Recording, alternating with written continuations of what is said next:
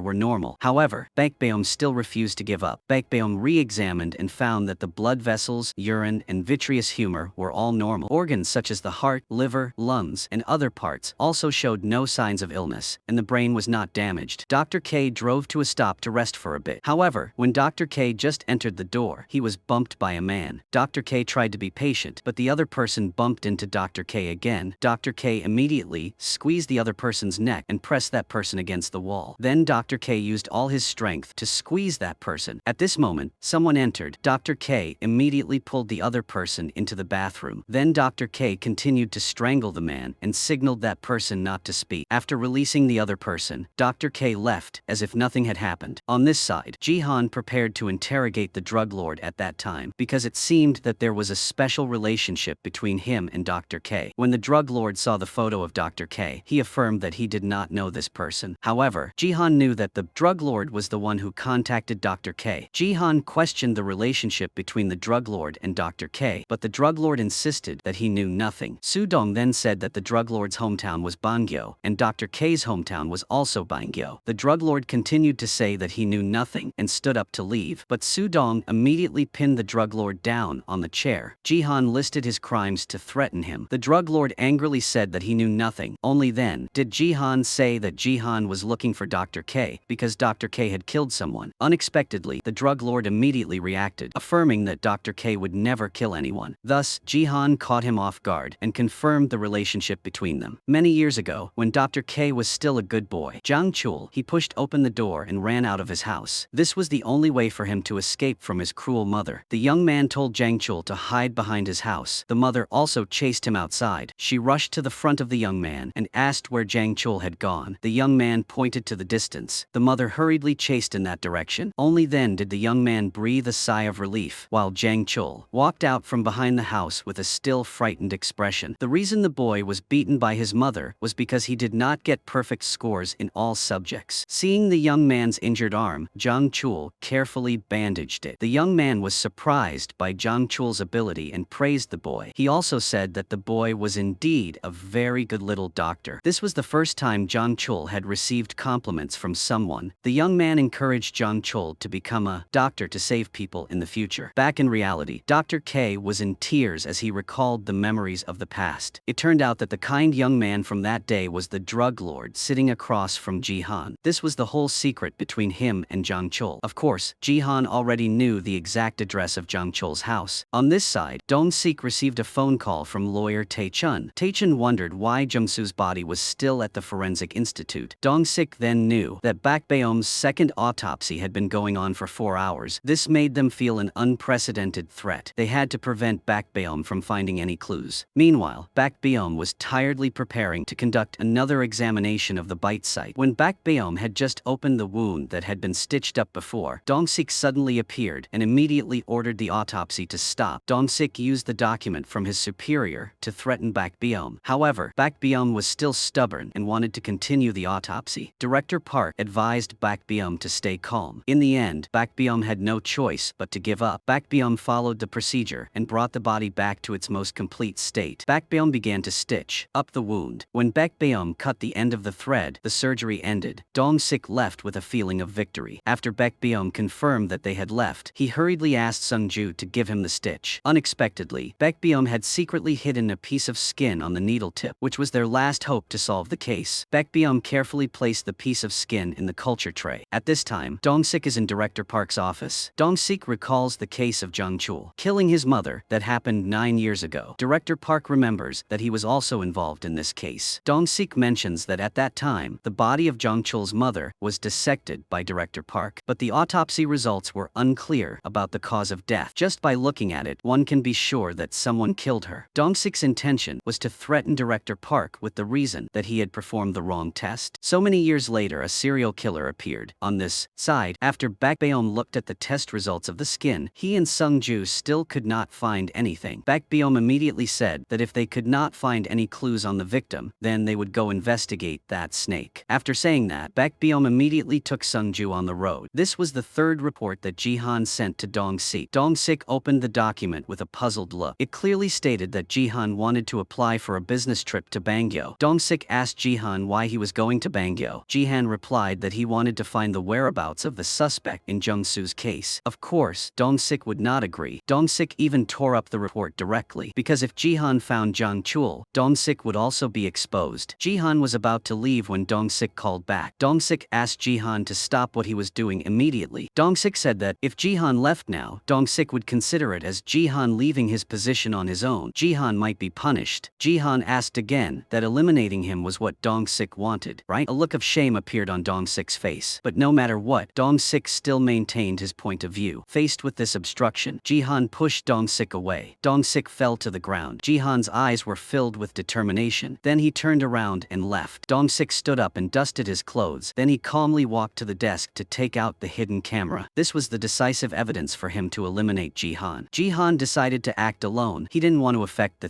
others. Sudong wanted to help Jihan. Jihan, but Jihan was still determined to face the danger alone. At the same time, Baekbeom also came to the snake tavern. He said that he needed to find Stone Mamushi. Then the tavern owner caught a snake, which scared Sungju so much that he jumped up. Baekbeom wanted to take its poison, but the tavern owner said that he needed help, so Sungju had to take on this job. The snake's poison slowly flowed into the pipe. If they still couldn't find any clues from the snake, the perpetrator would forever escape without being punished by the law. There were no fingerprints on the diary, and Suyun couldn't find anything. She flipped through Jang Chul's diary. In her heart, Jang Chul was an optimistic, careful, and very serious man. Jang Chul brought her and her daughter a warm feeling, but the diary was full of crimes, and moreover, there was more than one diary like that. Suyun wondered what kind of life Jang Chul had lived. Going back to the past, Jang Chul happily returned to find his mother after finishing the university entrance exam. Jang Chul happily said that he had passed the medical university entrance exam, but his mother coldly replied that her son was still far behind his father. Jang Chul became confused. He would never receive praise from his mother. Only he could understand the pain that Jang Chul had to endure from childhood to adulthood. No matter how hard Jang Chul tried, all he received in return was coldness from his mother. Jang Chul recalled all of that and went to the bathroom again. The window always had a pair of eyes looking at Jang Chul. The black drain hole seemed to always have insects crawling out. The psychological trauma that Jang Chul had suffered would never disappear, and it would even follow him to death. Inside the Forensic Institute, the lights were shining brightly. Sally persisted in performing the test, but as expected, she still did not get any results. The little blood left was just enough for her to do one last test. Everyone was very depressed, but Baekbeom was full of spirit. Baekbeom suggested that Sally do a bacterial culture. Sally lamented that it was impossible to test the ingredients of that drug using normal methods. However, Baekbeom's words accidentally gave her hope. She realized that she needed to change her approach. If she couldn't use the one-time irradiation method, then she would try the isotope analysis method. Although the Forensic Institute didn't have that kind of machine at the moment, there was a place that could do it. After speaking, the two quickly put their plan into action. First, the body tissue and the snake venom would be cultured together. Then, the snake venom would be separated. Once the cultivation process was complete, they would compare it. Next, they would label it and place the sample in an incubator. At that point, everything would be done. Once the sample was ready, they would set off to restore Jihee's honor. However, at the same time, the reporter was also preparing for the live interview. The person invited to be interviewed was Jihee. Jihee slowly walked towards the door of the live broadcast room. Passers-by began to gossip about her. It wasn't long before the interview would start. Sally was still nervously conducting the final chemical test. The machine started moving. Now she just had to wait for the final results. On this side, the host introduced Jihee. Then the host got straight to the point. He immediately asked about the specific situation on the day of the incident. The purpose was to make Jihee recount her pain to the public. On this side, the test results were in. Through the chemical test, Sally found drug ingredients in Jihee's body. This was evidence that Jihee had been drugged. With such complete evidence, Jinseo could not escape punishment. At this time, on the TV station, Jihee affirmed that she was not raped by Junseo. She had never taken drugs, and she had not lost her memories. She really could not bear being attacked by Junseo's fans. She could not bear the countless negative news that the press gave, so she could only say these words to be at peace. Now this matter has been known to everyone. Jihan finally found Dr. K's old house. Jihan decided to try to search for clues inside this room. Unexpectedly, Dr. K was still hiding in there. Jihan's life was also in danger because of that. Jihan was about to go into the rooms to check. At this time, Dr. K was already holding a stick in his hand. Just as Jihan was about to discover Dr. K, Jihan's phone suddenly rang. The caller was Baekbeom. He had found evidence that Jung-soo was likely to be murdered. Unexpectedly, at this time, Dr. K suddenly rushed out and hit Jihan with a stick. Then Dr. K picked up the phone and greeted Baekbeom. Baekbeom immediately told Sungju to call the police. Immediately after, Dr. K hung up. Sudong also received news that Jihan was in danger. Sudong blamed himself for not going with Jihan at that time. Then Sudong hurriedly told his assistant to buy a plane ticket to Bangyo. Meanwhile, Director No was very scared because Dr. K's identity had been completely exposed. He was afraid that his position as the director of the prosecutor's office would be difficult to maintain. However, Dong-sik was not afraid at all. Dong-sik believed that as long as he could control Dr. K, no matter how Jihan investigated, it would be useless. Currently, lawyer Tae-chun was still in charge of Junseo's case to make things difficult for the prosecutor's office. That way, they would never find a way to solve the case. On this side, Jihan had just woken up from his coma. Dr. K was now right in front of Jihan. Jihan wanted wanted to stand up, but his hands and feet were tied tightly. Dr. K advised Jihan not to struggle anymore, or else it would leave marks. Jihan also had bruises on the back of his neck, and his clothes were covered with dust from the house. Tiny pieces of evidence are also stuck on Jihan's shoe soles. Dr. K has a headache thinking of how to deal with Jihan. The only way now is to hang Jihan. Jihan asks him if he is Dr. K, and he confirms that he is. Jihan wonders why Dr. K killed Jung-soo when Jung-soo had no grudge against Dr. K. Dr. K does not answer Jihan's question directly. Dr. K only says that he spent a lot of effort to plan. Jihan also mentions that Jung-soo's child is about to be born. Dr. K's face immediately changes color. These words clearly touched his pain. Dr. K is very agitated now, and Jihan can hardly keep her life in this state. On this side, Soo-dong is preparing to go save Jihan, but at this moment, Dong-sik appears to stop him. Dong-sik orders Soo-dong to summon everyone here for a meeting. Dong-sik called a meeting to slow down the progress of the case. Meanwhile, Jun-soo had been released for 48 hours. Gon-sol thought that all the evidence might have been destroyed. They were forced to quickly request a search warrant for the residence. Unexpectedly, they received a notice to return to attend the meeting. Dong-sik's mind was filled with evil schemes. Dong-sik deliberately spoke slowly to prolong the meeting. Dong-sik found an excuse to scold the staff for not working in order. Soo-dong spoke up to explain, but Dong-sik said that there was no need to investigate this case of death by snakebite. Dong-sik announced that Ji-han would be disciplined for leaving his post without permission. Jeon-sol said that she would investigate the case related to the male singer first. Dong-sik sarcastically asked if she could do that. Soo-dong was so angry that he wanted to stand up and leave, but he was stopped by Hyun-do because this was the result Dong-sik wanted. Dong-sik wanted to eliminate all those who stood in his way. Then Dong-sik also stood up and left. In the afternoon, Ji-han was also released. It turned out that a resident had discovered something unusual, so he went in to check. The man gave Ji-han a glass of water to drink. At this time, Ji-han regained consciousness a little. However, the man said that Jung-chul had left a long time ago. On this side, Sally was lost in thought. She was confused as to why there was an anesthetic in Jung-soo's nose. It was used as a lubricant. Baekbeom also wondered why there was lubricant in his nose, and they hypothesized that something was inserted there. Suddenly, Baekbeom received another call. Baekbeom thought it was Dr. K calling him again, but on the other end of the line, Ji-han spoke. Baekbeom then asked Ji-han if she was okay. Baekbeom wondered what had happened to Ji-han. Ji-han noticed a red rash on Dr. K's neck. Baekbeom said that this was a symptom of a rare genetic disease. The incidence rate was 50%. Moreover, only Dr. K's personality in his body had this disease. The cause was psychological trauma from childhood. Baekbeom reminded Ji-han to be more careful. Ji-han then went to Bangyo Hospital. This was the place that the man who saved Ji-han had told Ji-han about earlier. Ji-han remembered that Jang Chul's mother used to work as a nurse here. Everyone here knew about Nurse Hwa Jung because she and Director Jang had an informal relationship at that time. Hwa Jung even gave birth to a child. At that time, such things were very stigmatized. Hwa Jung was pregnant and unmarried at that time, so she had to endure a lot of contempt from everyone. Director Jang resigned and left. He disappeared without a trace. Hwa Jung had to bear everything alone. Without a job, she also had mental problems. It has been 9 years since she passed away, and Jang Chul was rumored to be the murderer of her mother. On this side, Dr. K was choosing an easy-to-use wrench. He had to go somewhere. Jang Chul appeared in the mirror and advised Dr. K to stop. However, Dr. K did not pay any attention to it. Dr. K directly wiped the glass away and started the car. On this side, Gyun-sol looked at Ji-hee's handwritten confession and immediately discovered something unusual. Gyun-sol said that this confession showed that Ji-hee was ordered to write by someone else, with the main purpose being to drop the charges and demand compensation. If this case ends like this, there will be more victims. However, Ji-hee still decides to give up pursuing the case. At the same time, the disciplinary meeting for Ji-han is about to begin. Dong-sik leaves with a victorious look. Jeon-sol puts on his headphones and informs her that the chief prosecutor has gone far away. Only then does Ji-hee decide to tell the truth. On this side, Ji-han was just rescued not long ago, but he hurriedly ran off to investigate the case. However, his superiors used the reason that Ji-han left his position without permission to discipline him. Soo-dong quickly informs Ji-han of this. Soo-dong advises Ji-han to go back and explain at the disciplinary meeting. At this time, Ji-han is at the Bangyo police station. Ji-han wants to investigate the case related to Jang Chul that happened 9 years ago, so he goes to the old archive room. Ji-han had to find the case file from that year to be able to investigate clearly. Baekbeom also started to rearrange the clues in his head. At the same time, Sally found the clue in Jung-soo's blood. Jeon-sol, on the other hand, had difficulty at the last step, which was to request a search warrant. Jihan had investigated the case from that year, but he only found the results of the examination and no records related to the initial investigation steps. Jihan immediately realized that someone had destroyed those important documents. On this side, the leader of the Supreme People's Procuracy was present. He was preparing to attend Jihan's disciplinary meeting. Sudong was extremely worried about his colleague, so he hurriedly ran to find Baek Baeom to discuss a solution. Sudong said that the only thing missing now was the results of the examination. However, Baek Baeom was busy conducting experiments with human models. Sungju squeezed out the gel and inserted it into the B catheter. Then he inserted the tube into the nasal cavity of the human model. This strange experiment made Sudong feel very confused. Next, Sungju took the syringe and injected the liquid into the tube. The result appeared before their eyes. Meanwhile, Dong-sik was continuously listing all of Jihan's crimes. At the same time, Dong-sik also played the video of Jihan pushing him. The leader saw this scene and opened his eyes wide in surprise. He said that once the decision of the disciplinary meeting was passed, it could not be changed. On this side, Sudong begged Baek Baeom to go with him to the disciplinary meeting. The leader said that in the history of their prosecution industry, there had never been a case like this. Director No said that as Jihan's superior, he would take all the blame. Director No also asked to be punished on Jihan's behalf. Prosecutor Dong-sik also bowed his head and admitted his guilt. But in fact, this was just an act between the two of them. The leader said that Jihan didn't even need a chance to explain today. At this time, Baek Baeom and his colleagues arrived. The leader was about to make the final decision. Sudong rushed inside and told everyone to wait a moment. Sudong said that Jihan did not leave his position on his own. At that moment, Baek Baeom and Sungju also entered. Dong-sik immediately scolded them to stop them. Director No was no less enthusiastic when he joined in scolding them, but a member of the leadership told everyone to sit down and listen because there was something worthwhile to discuss. Dong-sik heard that and didn't know what to say. Then Dong-sik questioned that if the victim was murdered, then why were there no external wounds? Director No also agreed with this. The two thought that Jung-soo was drunk and then bitten by a snake. However, Baek Baeom insisted that Jung-soo had not drunk alcohol. Although there was alcohol in Jung-soo's blood, it was not because he drank it. Next, Baek Baeom took out an object, an L-shaped tube, something commonly used in hospitals. It was used to feed unconscious patients, and it could be connected from the nose to the stomach. Director No immediately said that it was just Baek Baeom's speculation. Baek Baeom then projected a photo onto the screen. Baek Baeom showed everyone that there was a lot of gel in the dead man's nostrils and there were scratches in the esophagus. Baek Baeom affirmed that this was a sign that an L-shaped tube had been inserted. Dong-sik could not hide his discomfort. Director No continued to deny Baek Baeom's arguments. Sally took out the report. She had applied the same method as in the actor's case to conduct the test. Through that, she investigated the ingredients of the anesthetic, and this was the reason why Jung-soo lost consciousness. Director No asked who forced Jung-soo to use that drug. Then, Sudong took out Jung-soo's shopping receipt before going to repair the grave. At that time, Jung-soo bought soju and mineral water. During that process, Jung-soo came into contact with the perpetrator. The perpetrator may have secretly injected anesthetic into the mineral water bottle. Then he continued to follow Jung-soo to the grave. After repairing the grave, Jung-soo was thirsty, so he picked up the bottle of water to drink, and immediately Jung-soo fell into a coma. The perpetrator took that opportunity to appear. He took Jung-soo's mineral water bottle and changed it to another bottle. Then he applied gel to the L-shaped tube and inserted it into Jung-soo's nose. The tube went straight down to Jung-soo's stomach. Then the perpetrator took out the bottle of alcohol and infused it into Jo-soo's stomach through the tube. His main purpose was to create a foul smell in the stomach to hinder the autopsy. Hearing this, Dong-sik clapped his hands and sarcastically mocked Baek Baeom's group. Dong-sik emphasized that the victim died from snake venom. Baek Baeom said that the victim had never been bitten by a snake. After they cultured the snake venom for a day, a lot of bacteria were produced. However, the bacteria in the bite area were extremely low because this was a synthetic snake venom. Only pharmaceutical companies used it. Director No immediately reminded that a robbery had occurred not long before, and he questioned how the snake bite could be explained. Baek Baeom took out the bottle of snake wine he had bought. Then he slowly pulled the snake out of the bottle, scaring Dong-sik. Baek Baeom pretended to throw the snake at Dong-sik, scaring both him and Director No. Baek Baeom explained that the killer took the snake out of his pocket and pressed the snake's fangs on Jung-soo's leg. Then the killer injected poison into the bite. The victim died from the injection of neurotoxin and refined snake venom, so the victim was murdered. Then Baek Baeom calmly left. The scene just now made Director No quickly drink water to relieve his fear. This disciplinary meeting now had no meaning anymore. Director No and Dong-sik failed again. Now they could only silently bow their heads to see the leader off in the car. Then Jun-sol also quickly walked over and took out the inspection order. If the other two refused to approve, then they could only find someone higher up to ask for approval. And that person was Ji-soo, a woman from the leadership group. Fortunately, Ji-soo agreed to help them ask for an order to go beyond their level. This made Dong-sik so angry that his eyes widened. Meanwhile, Director No also ignored it and turned around to leave. Dong-sik was so angry that his face turned red. He threw things to vent his anger. Suddenly, the phone rang. Lawyer Tae-chun began to question Dong-sik on why he handled everything so badly. After a while of talking, Dong-sik found out that the male singer also used drugs. Tae-chun was embarrassed and defended that no one knew that Jun-so used drugs, so the prosecutor's office would not be able to convict him. On this side, the police and the prosecutor's office were both present at Jun-so's house to search. They found that lawyer Tae-chun was also there. Jun-sol found that Jun-so's forehead was still covered in sweat. Jun-seo calmly explained that she had just exercised. Jun-sol then took out a search warrant. She announced that they had found anesthetic in Ji-hee's body, so they would have to check Jun-seo's body as well. Furthermore, last time Jun-seo disguised himself by dyeing his hair and waxing his entire body. Up to now, Jun-seo still has no hair on his body. Even the sensitive areas are clean. In front of Jun-seo, there is only one injury on his chest, but they still need to take hair and urine samples. At the same time, the food in the house must also be checked. The sink and toilet are normal, and the computer is also very clean. Meanwhile, Ji-han wants to find out who investigated Jang Chul's mother's case. For that reason, Ji-han went to lawyer Han, the person in charge of the case, because he has a habit of storing documents. They quickly found the files from that year. Finally, Ji-han knew that Dong-sik was the prosecutor who was investigating that case. Ji-han kept reviewing the interrogation records. Through the notes, it seemed that Ji-han had seen the interrogation scene at that time. Dong-sik repeatedly accused Jang Chul of killing his mother. No matter how Jang Chul explained, Dong-sik still firmly affirmed that Jang Chul was the culprit. Dong-sik then took out a photo of the mother's body. Dong-sik said that the strangulation mark on the mother's neck was caused by Jang Chul. Jang Chul was so shocked that he couldn't speak. Ji-han saw this and immediately drove to another place. On this side, Gun-sol still couldn't find anything at the actor's house. His urine also had nothing special. The reason was that he had dyed his hair too many times, causing the fall keratin structure to be damaged, so the whole team had to return to the studio. Han-do originally thought that a surprise inspection would at least help them discover something, but unexpectedly, they didn't find anything. Han-do thought that Jun-so must have hidden something. Jun-sol thought that if Jun-so hid it in an emergency, there would definitely be something unusual in the house. She recalled that when she first entered the house, she noticed that the fish in the tank were still alive, but when she left, many of the fish were dead. Then, they decided to go back to Jun-so's house, and they found that the fish tank had been cleaned. He and Do collected samples from the fish tank, but still couldn't find anything. Then they went to the bathroom to collect more liquid from the floor, but in the end, they still couldn't find anything. Gun-sol immediately suspected that there was something in the toilet. Dong-sik performed the drain cleaning operation, and sure enough, he discovered a fish. This was extremely important evidence. Ji-han returned from Bangyo. As soon as Ji-han arrived, he immediately went to find Dong-sik. Ji-han asked who benefited the most after Jung-soo's death. Dong-sik still pretended not to understand what was going on. Ji-han asked Dong-sik directly if he was the one who instigated others to kill Jung-soo. Dong-sik advised Ji-han to stop, but Ji-han said that Dong-sik faked Mansang's death and was behind the scenes directing Hee-chul's murder. Ji-han emphasized that Jung-soo's death was the same. Up until now, Dong-sik still pretended to be innocent. Ji-han then threw out the case file of Jang Chul's mother's murder. Ji-han said that 9 years ago, Jang Chul was a good student at the medical school in Bangyo. However, Jang Chul was arrested on suspicion of killing his mother. The related records were destroyed by someone, but Ji-han investigated the interrogation records. At this time, Dr. K was driving to another location, and Dong-sik continued to defend himself, saying that he could not let a murderer become a doctor, and the reason Dong-sik released Jang Chul was because of the Forensic Institute. At that time, Director Park gave an unclear conclusion about the cause of death. Dong-sik then turned around and accused Jang Chul of looking for his biological father. It turned out that Jang Chul was haunted by his mother's wish, which was that he had to become the talented eldest son of the father who abandoned him and his mother. His mother's voice kept ringing in his head, making his hatred grow more and more. On this side, there was an old man with silver hair comfortably breathing the air. Ji-han was also driving quickly here. This was the address that Dong-sik had given to Ji-han. Dong-sik also said that he would mobilize the police to support Ji-han. At the same time, after the case ended, Dong-sik would also resign immediately. immediately. Jihan wanted to quickly solve the case, so he believed Dong-sik's words. At this time, Dong-sik urgently called someone else. It turned out that Dong-sik had already sent someone to follow Jong-chul. Dong-sik informed the other party that Jihan would arrive in a few minutes. Dong-sik reminded the other party to handle it neatly. Jihan was completely unaware of what was going on. He drove to Bangyo again without knowing that he was about to be in danger. At this time, Dr. K met the old man with silver hair, who was also his father. Then the two went inside the house to talk. Jihan saw the whole scene. Jihan did not know that there was a gun pointed at him. This was the killer sent by Dong-sik. On the side of the Forensic Institute, Sally had finished the examination, and she announced that this fish had died from a drug overdose. In a short time, the results of the examination were available. As long as they caught Jun-so, everything would be over. A glass of water was placed in front of him. Dr. K and his father sat down on the chair. Then Dr. K took a sip of water. His father said that he had heard that Hwa Jung had given birth to him. Dr. K angrily questioned why he had never come to find him. The father said that he had wronged his son. Jihan quietly walked to the door, while the assassin was already lying in ambush behind him. Jihan did not expect that through the call he would know an even more shocking secret. On this side, the assassin informed Dong-sik that the target was in sight. Dong-sik emphasized that there was only one chance, and the assassin was not allowed to make mistakes. The assassin had to eliminate the other two people at the same time. At this time, Jun-sol was interrogating Jun-so. Now the evidence was complete, but Jun-so insisted that he knew nothing, and he also did not understand why there were drugs in the fish's stomach. He asked to make a phone call, but the other party refused to answer. It turned out that lawyer Tae-chun had run away. Jun-so tried to call someone else, but to no avail. Even the management company had abandoned Jun-so. According to the rules, Jun-so had no choice but to send a public defender to defend him. Gon-sol asked why he still wouldn't listen at this point. Jun-so panicked and told the lawyer next to him to defend him, but the lawyer only said that if he wanted someone to stand by his side, he should call his fans. Jun-so was still very stubborn. Jun-so said that among his fans, there were also lawyers, but Jun-so's fan group had officially announced their disbandment. Gon-sol advised Jun-so to give up his stubbornness because everything was over. Meanwhile, Dr. K was blaming his heartless father. Since he was young, he had never received love. He had only tried to survive until now. No matter how kind or obedient he was, his mother always scolded and abused him. But now the father said he only knew resentment and came to find his father. This pain had followed him all his life, but he did not expect that the father in front of him had quietly pulled out a knife under the table. It turned out that the drink had been drugged. Dr. K looked at his father with desperate eyes. Dr. K just wanted to receive an apology from his father. On this side, Jihan was also slowly approaching. Dr. K tried to stand up. At this moment, a third personality of his suddenly appeared, and that was his mother. She began to blame the man in front of her. The assassin was also approaching. Jihan also stepped forward to stop Dr. K. Jihan said that this man was not Dr. K's father. Jihan checked the exit records and saw that Dr. K's father had never returned to the country since then. Suddenly, a gunshot rang out. The bullet grazed Dr. K's face. When Dr. K just stood up, the assassin fired another shot. Unfortunately, this shot hit Dr. K's vital area. This side, Dong-sik had already started writing the announcement of Jihan's death. Dong-sik even read it out loud to see if it was appropriate. Dong-sik noticed something was not quite right, so he corrected it to say that Jihan was shot dead by Dr. K. At this time, Dr. K was seriously injured but still tried to call out "Dad." The assassin was about to fire another shot. Unexpectedly, at this moment, the police siren sounded. The assassin just turned away and could no longer see Jihan and Dr. K, so he could only run away first. Sudong worriedly climbed over the gate to get inside. Sudong's current goal was to save Jihan. Returning to the case of the male singer raping civilians, according to Jun-so's testimony, Ji-hee scratched Jun-so's chest while committing the crime. Therefore, under her fingernails, there was Jun-so's skin. Therefore, Jun-so cut off all of her fingernails. Then, when the police suddenly came to ring Jun-so's doorbell, he poured all the drugs into the fish tank. That was the reason why Jun-so was sweating on his forehead. At this time, Jun-so could only continuously apologize and beg for forgiveness. Jun-so said that he still needed to stay in this entertainment industry. Jun-so promised that he would not do it again, but everything was over. Ji-hee finally restored her honor, and Jun-so was also taken away by the police to face legal punishment. On this side, Jihan dragged Dr. K to escape to the cliff by the sea. Jihan told him not to die because he had to pay for killing Jung-soo. Dr. K then told Jihan a secret. Another shot was fired. The assassin had chased here. Jihan had no choice but to take Dr. K and continue to run. The assassin fired another shot. This shot hit Jihan, then shot through Dr. K's body. The two two of them fell down the cliff together. The assassin was very angry because he was forced to see the body. Unexpectedly, Sudong had chased here, but he only saw Jihan's coat left. There were also bloodstains on the ground. Sudong cried loudly in pain, but in the end, he was still one step too late. Dong-sik was extremely angry as soon as he knew about this. Not seeing the body was a big threat to Dong-sik. Next, Dong-sik took out a key from the safe. The next morning, Dong-sik sent people to hunt for Dr. K. A large number of police officers began to act, and they found the container accurately. Dong-sik pulled out the key. Inside the container, all the tools of the crime were contained. This was probably Dr. K's office. On this side, everyone was still busy searching for Jihan's whereabouts. It was probably raining early this morning, causing the strong current to wash the body down. On this side, the tools of the crime were gradually revealed. The bone marrow aspiration needle used on Man Sang, the sewing gun used in the drug trafficking case, the suitcase used to hold the bodies in the serial murder case, the red stockings the murderer wore on the victims, the L-shaped tube used in the Jung-soo murder case. Dong-sik could take this opportunity to advance his career. Sung-ju was skeptical about why every time Dr. K committed a crime, everything was clean and tidy, but his hideout was so dirty. Baekbeom reminded everyone not to drop anything. While Sudong was sad and desperate, another team suddenly discovered Jihan's whereabouts. Dong-sik then held a press conference. Dong-sik blamed all the blame on Dr. K. Director No was afraid that Jihan was still alive, but Dong-sik said that even if Jihan was still alive, Jihan would not know that they were involved in this incident. Director No was also surprised by Dong-sik's cruelty. At the same time, Jihan was lying on the hospital bed. Perhaps Jihan would never wake up. However, Sudong refused to accept that fact. Sudong kept watching over his close colleague. The police investigated the origin of Junseo's drugs. They discovered that they were hidden inside the hotel and paid for it online. The goods would be delivered directly to the recipient. In the lobby of the luxury hotel, there were plainclothes police everywhere. Hun-do was in charge of monitoring the suspect. The drug lord appeared. The police in ambush here immediately reported the situation. Hyun-do has determined the location of the target, and that person has put the item in the toilet tank. A policeman immediately follows him. Just as the elevator is about to close, another person enters. In fact, this person is policeman Soo-ho. He secretly winks at the other policeman in the elevator. Then two policemen found the suspect's hideout. They immediately rush in to control the suspect. When they know that the group of criminals is quite large, a policeman immediately calls for more people to support. Then the police rush inside and successfully control all the criminals. Sung-ju has brought the bullet taken from Jihan's body. Baekbeom picks up the bullet to examine it and feels very strange. Baekbeom wonders that Dr. K is clearly a very professional person, so why did he use such a simple shooting method to commit the crime this time? Dr. K even left evidence behind. There were many questions about this, so Baekbeom decided to re-examine all the objects to find the answer. Sung-ju said that the tip of this needle was indeed unusual. The police had caught the drug dealers, but they still needed to wait for the buyers to arrive. Only then could they catch them all at once. Just as everyone was preparing to change shifts to rest, the drug buyers appeared. They immediately went to the meeting place. This was a public restroom, so Suho disguised himself as a cleaner and lay in wait inside. Suho discovered a man hiding something. Unexpectedly, that man was Man-san, whom the police had been searching for